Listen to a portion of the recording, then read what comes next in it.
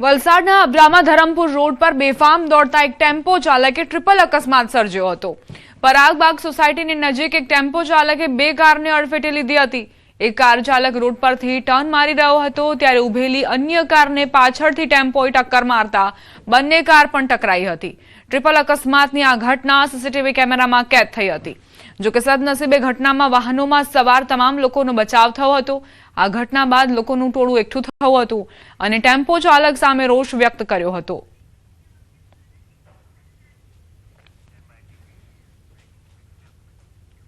સમાચાર વલસાડથી બેફામ કન્ટેનરનો વિડીયો વાયરલ થયો છે। કન્ટેનરે બાઇક ચાલકને અડફેટે લીધો, રસ્તા પર બેફામ રીતે વાહન ચલાવ્યું। વલસાડ જિલ્લામાં હાઈવે પર બેફામ રીતે દોડતા એક કન્ટેનરનો વિડીયો વાયરલ થઈ રહ્યો છે। સતત વાહનોની અવરજવર વચ્ચે કન્ટેનર ચાલકે બેફામ ડ્રાઇવિંગ કરી કન્ટેનર ચલાવી પોતાની સાથે હાઈવે પરથી આવતા જતા અન્ય વાહન ચાલકો અને રાહદારીઓના પણ જીવ જોખમમાં મૂકી રહ્યો હતો। આ કન્ટેનર ચાલકે પૂર ઝડપે વાહન ચલાવ્યું હતું અને આ દરમિયાન સામેથી આવતા જતા વાહનો માટે જોખમ ઊભું થયું। એટલું જ નહીં, બેફામ રીતે કન્ટેનર ચલાવતા આ ચાલકે પસાર થઈ રહેલા એક બાઇક ચાલકને પણ અડફેટે લીધો હતો। આથી તે બાઇક સાથે રોડ પર પટકાવ હતો। જો કે સદનસીબે બાઇક ચાલકનો જીવ બચી ગયો। આ કન્ટેનર ચાલકના બેદરકારી ભર્યા ડ્રાઇવિંગના દ્રશ્યો પાછળથી આવતા અન્ય એક બાઇક ચાલકે મોબાઈલ કેમેરામાં કેદ કર્યા। વાયરલ થઈ રહેલા આ વિડીયો વલસાડ ધરમપુર રોડનો હોવાની ચર્ચા છે, પરંતુ ન્યૂઝ 18 ગુજરાતી આ વિડીયોની પુષ્ટિ નથી કરતું।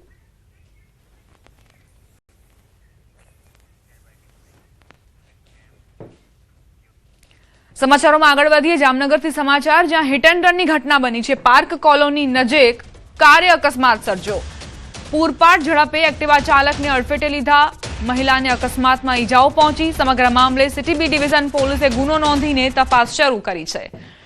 ઘણા સમયથી નાગરિકો પૂરપાટ ઝડપના કારણે નિર્દોષ નાગરિકોને ભોગ બનવું પડતું હોય છે અને આ વખતે પણ જામનગરમાં એ જ પ્રકારની ઘટના બની। પૂરપાટ ઝડપે આવતી આ કાર, આ રફતાર જેના કારણે એક વૃદ્ધ મહિલાને ઈજા પહોંચી છે। સિટી બી ડિવિઝન પોલીસે આ અંગે સીસીટીવી ફૂટેજના આધારે તપાસ શરૂ કરી છે। પાર્ક કોલોની નજીક આ અકસ્માત સર્જાયો હતો, જેમાં એક્ટિવા ચાલક મહિલા અડફેટે આવતા જ ઈજાગ્રસ્ત થયા હતા। યાત્રાધામ બહુચરાજીમાં રખડતા પશુનો આતંક, યાત્રિકોની ભીડ વચ્ચે પશુ ભડકતા નાસભાગ મચી। ઘટનામાં 2 થી 3 લોકોને ઈજા પહોંચી। પૂનમના દિવસે યાત્રિકોની ભીડ જામી હતી। યાત્રિકોની ભીડ વચ્ચે પશુએ કેટલાક વાહનોને નિશાન બનાવ્યા। યાત્રાધામ બહુચરાજીમાં રખડતા પશુઓના કારણે લોકો ઘાયલ થઈ રહ્યા છે। બહુચરાજીમાં રખડતા ઢોરના કારણે લોકો પરેશાન છે। નાગરિકો માંગ કરી રહ્યા છે કે પ્રશાસન હવે તો કાર્યવાહી કરે, હવે તો જાગે। આખરે હજુ કેટલા સમયની રાહ જોવી પડશે? રખડતા પશુઓનો આતંક દિવસે ને દિવસે વધી રહ્યો છે।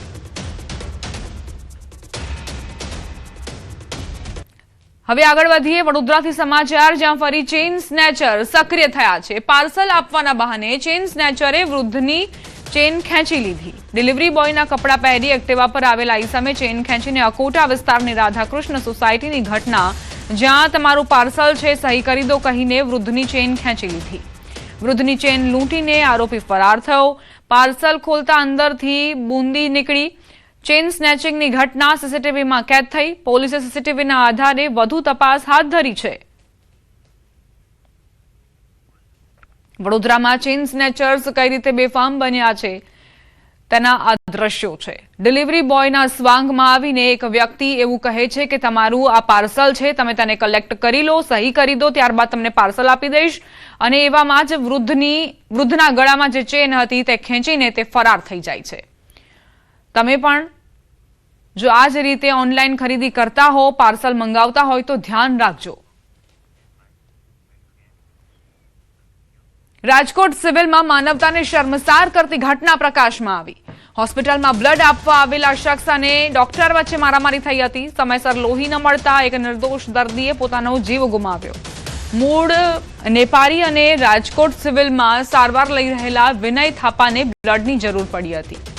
તેમની મદદ માટે જયદીપ ચાવડા નામનો યુવક બ્લડ આપવા માટે સિવિલ પહોંચ્યો હતો, જ્યાં કોઈ અગમ્ય કારણોથી જયદીપ ચાવડા અને ડોક્ટર વચ્ચે બોલાચાલી થઈ। વિવાદ એટલી હદ સુધી વકર્યો કે જયદીપ ચાવડાએ ડોક્ટર પર હુમલો કર્યો।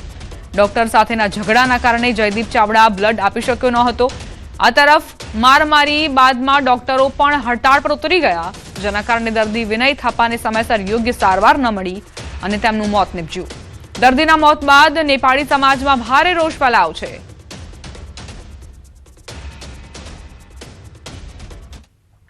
અમે એને 108માં સિવિલ હોસ્પિટલમાં લઈ ગયેલા, જ્યાં એની ટ્રીટમેન્ટ ચાલુ હતી. ટ્રીટમેન્ટ દરમિયાન એનું ઓપરેશન કરવામાં આવ્યું હતું માથાના ભાગમાં.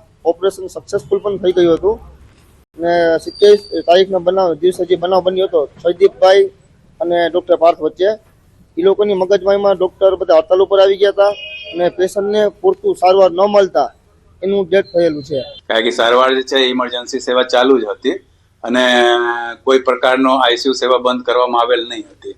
કેવલ ઓપીડી સેવા એ બધી બંધ હતી. સુરતમાં આધાર કાર્ડની કામગીરી ઠપ. ઓપરેટરોને એજન્સી દ્વારા પગાર ન ચૂકવાતા વિવાદ સર્જાયો.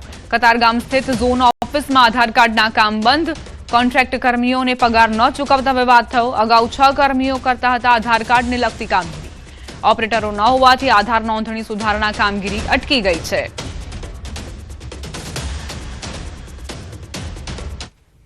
ભરૂચના પાનોલી વિસ્તારમાં ગેરકાયદેસર પશુ પરિવહન સામે મોટી કાર્યવાહી કરાઈ છે.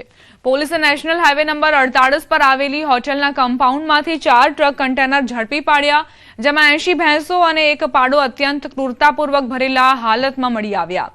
પોલીસે હાલ 4 વાહનો સહિત કુલ અંદાજે ₹40.60 લાખનો મુદ્દામાલ જપ્ત કરી તમામ પશુઓને સલામત રીતે પાંજરાપોળ ખાતે મોકલી આગળની કાર્યવાહી હાથ ધરી છે.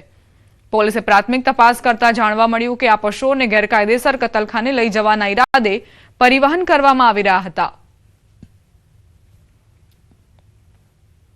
પોલીસ કંટ્રોલ રૂમમાં ફોન કરી પોલીસને બોલાવી અને 4 કન્ટેનર અને ટ્રક બતાવી કે આ નંબરની ટ્રક છે અને આમાં આટલા પશુ ભરેલા છે.